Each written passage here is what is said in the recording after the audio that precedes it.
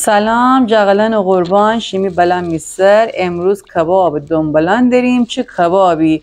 ایت کباب متفاوت بسیار عالی و خوشمزه با پرده گوسفندی. امیدوارم که تا آخر ویدیو مرا همراهی بکنید تا شما هم بتنید ای دفعه دنبالان و پرده گوسفندی هم بره ایت کباب خوشمزه چه کنید و از خوردنش لذت ببرید. الکی ایشه نکنید و مره بگید شما تا حالا کباب دنبالان بخورده اید یا نه. جغلن اگر اولین بار می ویدیوان تماشا کنید، من آزیرشتیم. به کانال آشپزی آزیرشتی خوش بمایید. می کانال جا از تجربیات خودم شیمی امره به اشتراک نم. اگر می کانال ساب ندارید لطفاً سابسکرایب بکنید. لایک و کامنت شماره فراموش نبه. مره به شیمی دوستان معرفی بکنید. جغلن انچنت دنبالان مال عید و قربانه که متاسفانه جنگ باعث بوسته ویدیوی من تازه الان بنم. حتی که دینی دنبالان اول باید تمیز بشورید، بعدا ایت پوست نازک داره که پوست باید ازش جدا بکنید.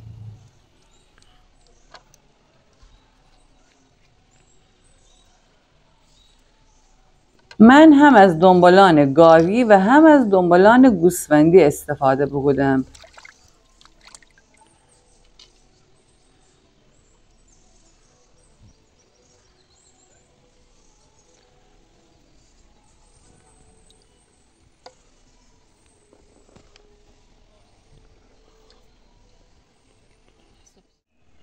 پرده گوسفندی در اصل سفاق یا پرده نازکی از چربی یا بافت پیوندی در اطراف شکم یا روده گوسفنده که در پیچیدن دل و قلبه یا همین دنبالان تنیم ازش استفاده بکنیم.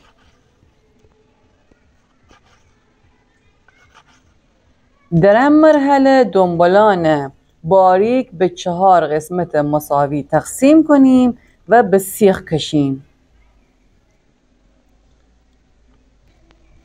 جغلان گفتن ره پرده گوسفندی در داخل شکم گوسفند روی رودهان، معده و حتی سیرابی و شیردان و اطراف اعضای داخلی گوسفند قرار داره.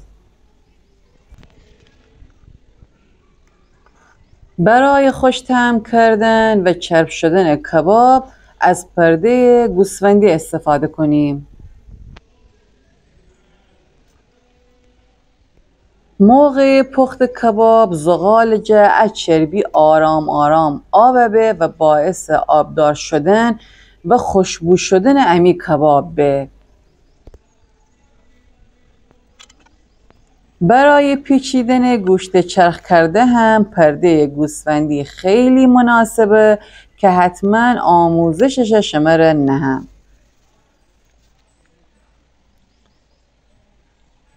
جغلن لطفاً مرا کامنت جا بنویسید که اهل کش شهرید و از کوی می ویدیوان تماشا کنید.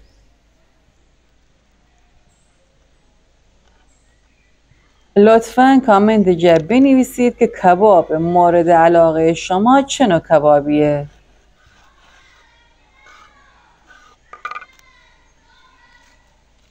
بعد از اینکه دنبالان باریک بزنیم و به سیخ بکشیم پرده پیچ کنیم.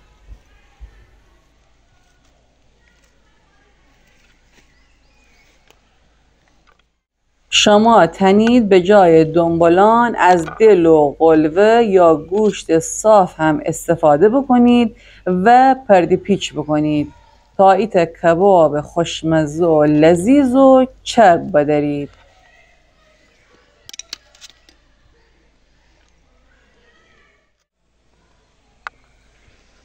جغلن کباب حتما باید فضای باز جا کباب بزنید چون پرده باعث دود زیاد به.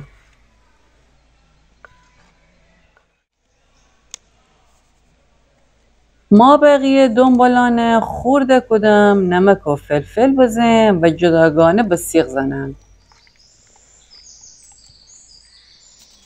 دنبالان مانند سایر اعضای گوسفندی بدن منبع خوبی از پروتئین حیوانیه که به رشد عضلات و ترمیم بافت‌های بدن کمک کنه.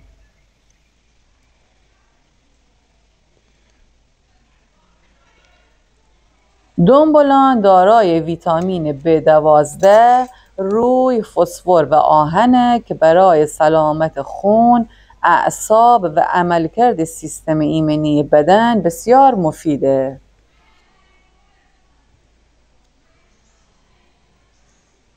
شما تنید برای طعمدار شدن از سس انار یا رب انار یا حتی از آب نارنج هم استفاده بکنید.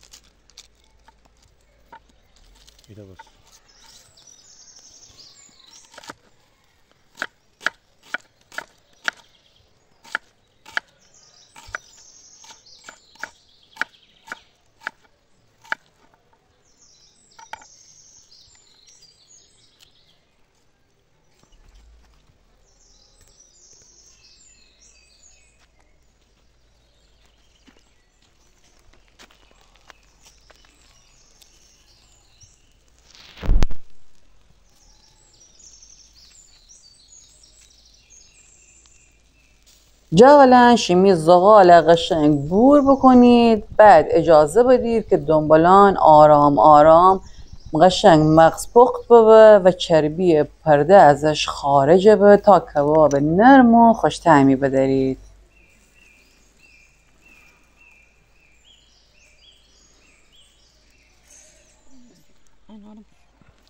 جغلا لینک بقیه کبابان از می کانال جا شماره نم تنید تماشا بکنید.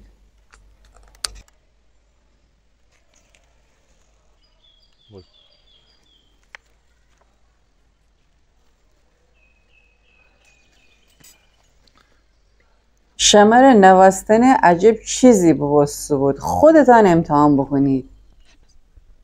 شیمی جان بالا میسته.